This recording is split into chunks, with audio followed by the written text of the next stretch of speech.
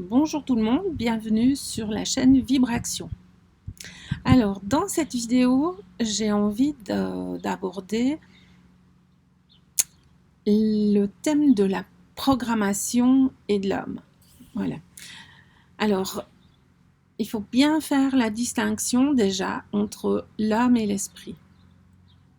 L'homme, elle est de polarité yin, elle donne la forme et c'est de la mémoire. De l'âme, il y en a sur tous les plans, parce que sur tous les plans, il faut une forme. Et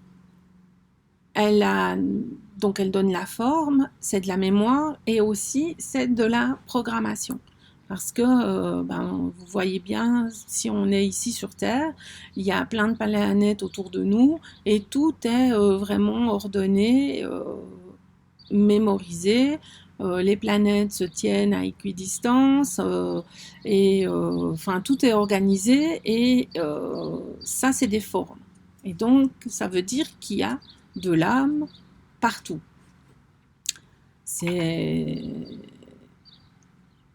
En fait, c'est comme ça que moi je le perçois. Et l'esprit, lui, c'est de l'électricité, c'est du yang et c'est ce qui va à quelque part nous animer. C'est-à-dire que à partir du moment où on retire l'électricité, notre corps il meurt. Donc c'est bien que l'électricité, le yang, nous anime et le yin est la forme. Alors, quand on arrive sur cette planète,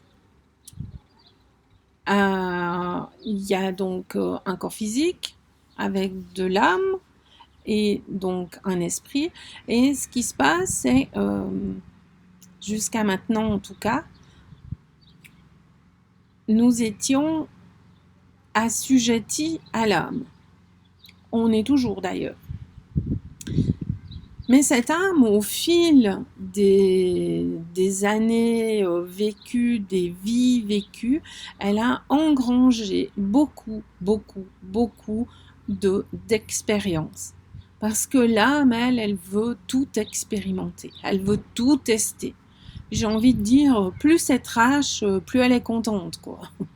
Il y a qu'à voir collectivement ce que ça donne. C'est que sur cette planète, moi j'ai l'impression qu'on répète le même scénario depuis des millénaires et rien n'avance. C'est toujours les mêmes scénarios, quoi. Et ce qui me fait dire que pour moi, l'âme, c'est pas intelligent, c'est naïf. C'est naïf. Je trouve que mon âme, elle est naïve, à toujours répéter les mêmes scénarios, la même programmation. Et donc, nous, les humains, on vit à travers nos vies, nos expériences, la programmation de l'âme. Du coup, quand on vient me dire je vais activer mon libre arbitre, moi, ça me fait bien rigoler parce que je dis oui. Et si vraiment tu peux activer ton libre arbitre, ça veut dire que tu vas choisir la programmation de ton âme et non pas non pas qu'elle la vive à travers toi. Et donc, je pense que pour le moment, on n'en est encore pas là. Hein. Donc, dans cette âme, il y a la programmation familiale, c'est-à-dire la génétique de vos ancêtres, qui est programmée dans votre ADN. Il y a la mémoire et la programmation du pays dans lequel vous êtes. Par exemple, moi, je suis en Suisse. La programmation du pays suisse n'est pas du tout la même que, par exemple, si je vois celle de mon mari qui est italien, celle des amis français que j'ai, c'est pas du tout pareil. On va voir aussi que, par exemple, si je m'étais incarnée en tant que noire, je sais pas, au Yémen, ben forcément que la programmation n'est pas la même. C'est très différent. C'est très différent les programmations suivant le lieu où on est et les familles dans lesquelles on arrive. Ensuite, il y a la programmation planétaire. Il y a les lois planétaires, la loi de la dualité, la loi d'impression, la loi d'attraction, attraction-répulsion, la loi de la polarité, la loi du rythme, et ainsi de suite, j'en oublie certainement. Donc tout ça, c'est contenu dans notre âme. Et en plus de ça, on va rajouter la programmation qu'on nous met quand on va à l'école. C'est-à-dire que, par exemple, pour donner un exemple, là, si vous allez étudier la Deuxième Guerre mondiale, si vous êtes français, si vous êtes allemand, on va pas vous donner le même enseignement, on va vous programmer la même chose parce que ça va être vu de deux pays qui ont vécu les choses totalement différemment. Donc, ça va pas être pareil. Donc tout ça, c'est de la programmation. Tout ce que vos parents vous ont dit, ça c'est bien, ça c'est pas bien, c'est de la programmation. Tout ce que vous avez cru sans le valider par votre expérience, c'est de la programmation. Toute cette programmation, ça fait des filtres et des filtres et des filtres.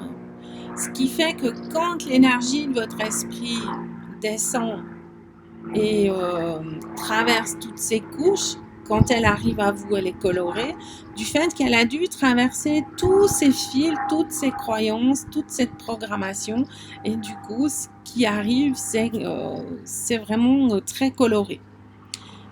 Et le but, petit à petit, ça va être j'ai envie de dire, d'enlever ou d'épurer ces programmations, de transmuter certaines choses, de façon à avoir un filtre de plus en plus clair et à recevoir une information de plus en plus éclairante, de plus en plus vibratoire et surtout le moins astralisé possible. Donc, cette âme qui est vraiment programmée, elle ne sait pas qui elle est. Elle n'a pas d'identité.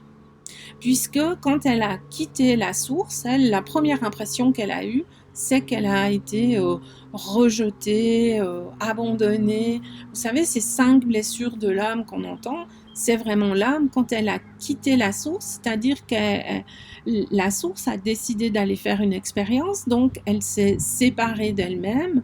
Et cette âme qui s'est séparée de la source a eu des ressentis et du coup, c'est devenu une programmation. Et en fait, nous portons ça en croyant que ça nous appartient, mais en fait, en tant qu'individu, ça ne nous appartient pas, ça appartient à notre âme. C'est la programmation de l'âme. Et ce qui s'est passé aussi, c'est qu'on a commencé à parler en jeu. Et donc, je suis abandonnée ou je me sens abandonnée, alors qu'en fait, c'est juste, comme je le dis toujours, hein, c'est un mouvement énergétique, c'est une vibration qui passe, qui ne nous appartient pas, mais à laquelle on s'identifie, et à partir du moment où on commence la désidentification, c'est-à-dire qu'on commence à se désidentifier de tous les mouvements énergétiques, de toutes les pensées qui passent à travers notre mental et nos corps émotionnels, on commence cette désidentification, on arrive à voir que c'est juste des mouvements et on n'a pas besoin de se les approprier en disant « je ». Et à souffrir, à n'en plus finir.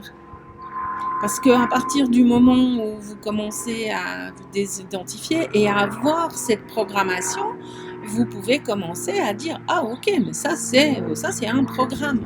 C'est vraiment des programmes qui se mettent en route. Et donc, quand on sait que la pensée vient d'ailleurs, quand on se positionne en observateur, qu'on devient Sherlock Holmes, qu'on regarde les faits, on va commencer aussi à pouvoir observer cette programmation. Parce que, à un moment donné, ce qui va se passer, c'est qu'en se désidentifiant, c'est comme si on va créer moi je dirais un mouvement de recul par rapport à ce qui arrive. Ce qui fait que, à l'intérieur de vous, vous allez avoir un temps comme si le temps est ralenti de façon à ce que vous puissiez voir le programme qui s'enclenche. Je vous donne un exemple. Vous avez une personne qui va vous dire ah ben tiens, ça fait 5 minutes que je t'attends. Parce que vous avez rendez-vous, effectivement, vous avez 5 minutes de retard. Ben, ça, c'est un fait. Vous avez 5 minutes de retard. Elle vous dit, ça fait 5 minutes que je t'attends. Puis vous pourriez lui dire, oui, effectivement, ça fait 5 minutes que tu m'attends. C'est-à-dire valider ce qu'elle vous dit. Puis ça s'arrête là. Et du coup, à l'intérieur de vous, tout de suite, vous allez avoir, par exemple, le programme de victime qui s'enclenche. Et vous le sentez. Ah voilà, ah là je vois, là il y a la victime qui se pointe. Ah là, il y a la honte qui se pointe. Ah là, il y a la culpabilité qui arrive. Et vous allez pouvoir vraiment observer, mais c'est des mécanismes, c'est des programmes qui s'enclenchent. Et le fait que vous arriviez à vous dire, ok, je m'en tiens au fait, effectivement, j'ai 5 minutes de retard, point, de faire ce petit mouvement de recul, d'être l'observateur, vous allez voir cette programmation qui s'active. Et petit à petit, vous n'allez plus entrer en réaction, parce que quand on entre en réaction, ça veut dire qu'on laisse la programmation s'activer, et du coup, ben, ça amène les pensées inhérentes à cette programmation, les émotions, et c'est toujours la même chose, toujours la même chose. Moi, je sais pas, pour ceux qui ont vécu un peu le triangle de Karpman, moi j'ai vécu beaucoup ça en famille et j'arrive à un moment, mais j'étais très jeune, très jeune, j'avais peut-être 9-10 ans, où je me disais, mais ça n'a pas de bon sens, quoi. Mon père pose une action, ma mère se sent victime, moi je vais essayer de sauver ma mère, et puis après c'est ma mère qui s'en prend à moi, mon père qui veut me sauver. Et en fait, on était un trio, mais vraiment le trio infernal, où je me disais, mais ça n'a pas de bon sens, quoi. Et c'est comme ça que j'ai commencé à observer ce qui se passe. Puis c'est des années après, avec plus de maturité, que j'ai commencé à comprendre que c'était des programmes. Et il y a même des choses, c'est carrément des implants. Il y a carrément des implants, il y a carrément qu'on est manipulé par les implants, mais ça, ce sera peut-être pour d'autres vidéos quand on ira un peu plus loin sur le sujet du parasitage. Mais déjà, vraiment voir la programmation, quand on vous dit, ça c'est, c'est tellement courant dans les familles, ah mais c'est son père ou son grand-père, mais tout craché. Et là, tu te dis, ah, comment ça, là, je suis mon père? Ben non, je suis pas mon père. Mais en fait, ce que les gens voient, c'est le programme qui est transmis dans la lignée familiale, qui s'active de la même manière chez la personne. Et là, on peut se dire, waouh, mais attends, ça c'est un programme, ça. Ça, moi, j'en veux plus. C'est pas qui je suis. Moi, je suis pas un programme.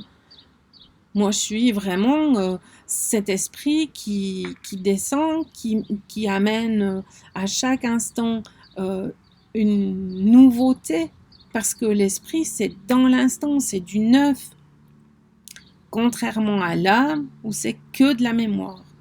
Alors quand on vous dit t'es une belle âme, moi j'ai envie de vous dire ouais bon bah c'est bon quoi, les mémoires là c'est bon quoi, il y a rien d'intelligent qui sort de là, et maintenant j'ai vraiment envie de fonctionner avec mon esprit, j'ai vraiment envie d'être au service de mon esprit, parce que lui il va me donner des réponses intelligentes, ça va m'amener à développer le principe, ah zut je l'ai perdu Alors le principe de l'amour, le principe de l'intelligence, et je l'ai retrouvé, c'est le principe de la volonté. Et le premier principe de la volonté, il va se développer à partir du moment où on commence à observer justement ce qui se passe, à faire les Sherlock Holmes et à dire ok, moi là je le vois le programme qui s'active, ben non, passera pas par moi aujourd'hui. Aujourd'hui je décide que ce programme-là ne s'enclenche pas. C'est hors de question, ça m'appartient pas, c'est un programme de là. Et non, je ne vais pas être régie par des programmes. Et je décide d'agir autrement, de passer à l'action. Et plutôt que de laisser la réflexion s'enclencher, ce que vous pouvez faire, c'est dire stop, dehors, et vous mettez votre corps en mouvement. Vous allez faire quelque chose, n'importe quoi. Moi, je dis à mes clients, vous allez faire la vaisselle, arracher de l'herbe, peu importe, mais mettez votre corps en mouvement. Ça coupe la réflexion. Parce que la réflexion, là, on est complètement à côté de la vie. On est en train de se mettre, j'ai presque envie de vous dire, dans un monde parallèle où on blablate, on rumine, on est dans une dimension où il n'y a pas de vie. C'est du rabâchage de mémoire. C'est comme si on était dans la non-vie, en fait. Et on rabâche des trucs. Donc, vraiment, observez la programmation que vous avez. La programmation, donc, c'est la programmation de l'âme. Ensuite, bien sûr, qu'en tant que personnalité, on a notre propre programmation, parce que, effectivement, en vivant certaines situations, on a imaginé que ça c'était dangereux, que ça se fait, ça se fait pas, mais finalement petit à petit on peut décider qu'il y a certaines choses dont on ne veut plus, qu'on peut transmuter, une croyance on peut la changer, on peut en prendre une autre, puisque de toute façon il y a de la programmation. On peut pas dire qu'on va tout anéantir, qu'il y aura plus de programmation, c'est pas possible.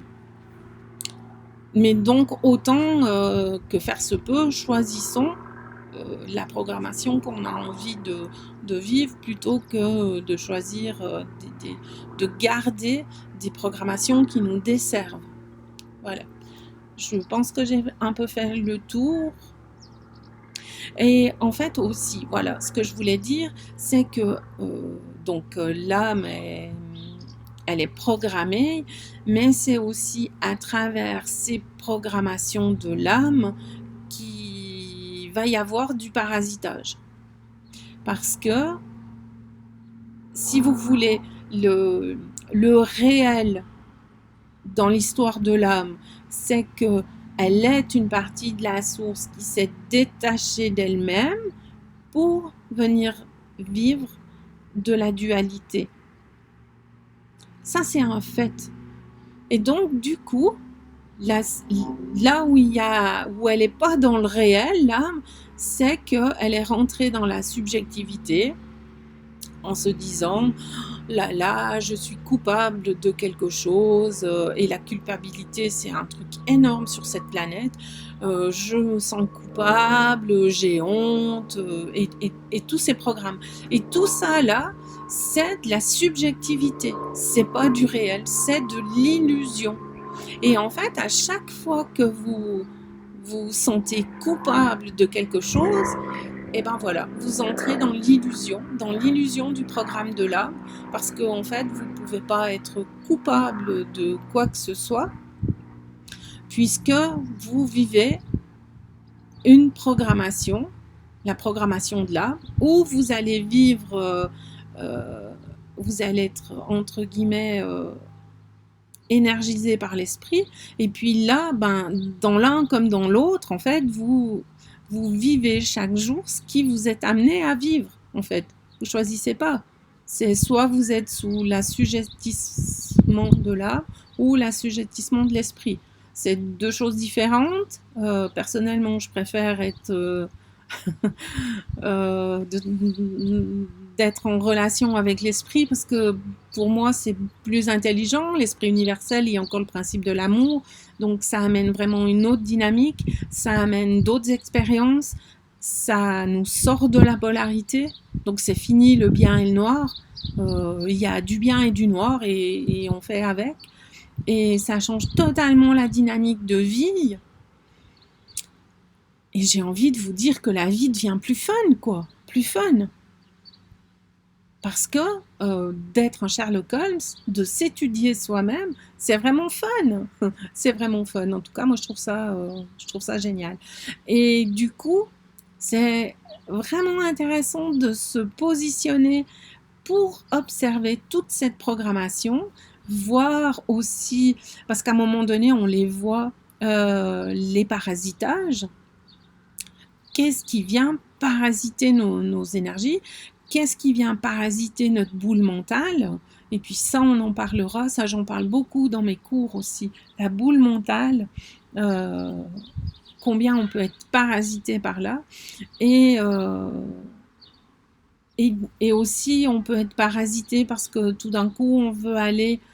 ça, c'était très courant dans le New Age. On veut aller travailler sur des vies antérieures. Et ce qu'on ne sait pas, c'est que dans cette programmation des vies antérieures, il y a des parasites qui étaient enfermés dans la mémoire. Et en allant y toucher, faire ressortir tout ça, on a fait ressortir les entités qui étaient finalement piégées là-dedans. Et du coup, la personne, là, tout d'un coup, va vivre plein de choses pas agréables du tout, du fait qu'on a libéré ces entités. Voilà, donc la programmation, et en plus, n'oublions pas la programmation planétaire aussi, qui est la dualité. Et donc, il y a aussi tout ce qui se passe en astral avec la dualité. Et ça, je pense qu'on fera d'autres vidéos. Mais vraiment, observez, regardez, faites les Sherlock Holmes, prenez votre loupe, arrêtez-vous au fait et regardez qu'est-ce qui s'enclenche quand il y a en fait, quels sont les programmes qui s'enclenchent, et là, vous allez commencer petit à petit à découvrir qui vous êtes et surtout qui vous n'êtes pas, parce que vous n'êtes pas la programmation de l'homme, vous n'êtes pas, c'est sa programmation à elle, et on vit cette programmation, mais nous ne sommes pas cette programmation. À bientôt pour une prochaine vidéo.